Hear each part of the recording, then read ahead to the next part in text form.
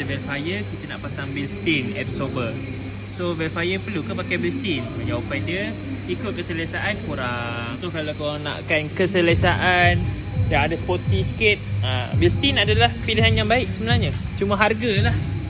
So kalau tanya owner ni, owner pun berkemampuan.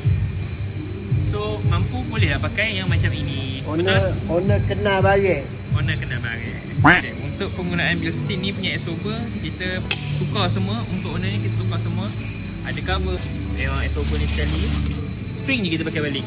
So barang-barang dia yang anak-anak dia semua kita pakai yang original balik. So owner ni tukar satu set ni terus. Full set. Ni original lah. Original Toyota Velfire punya.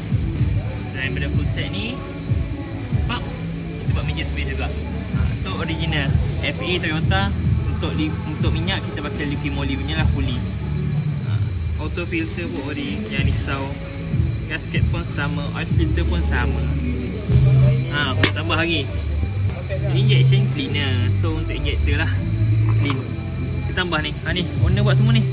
Syuruk.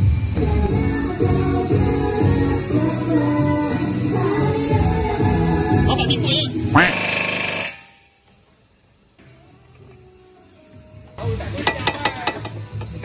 Bahagian belakang dah settle. Dan depan lah kita nak settlekan. Bilstein ni kalau nak pasang boleh dapatkan di Toyota CVO Specialist. Untuk model Velfire, Alphard boleh. Ok, itulah. Boleh like, follow, komen dengan share. Jumpa lagi next video. Bye. Assalamualaikum.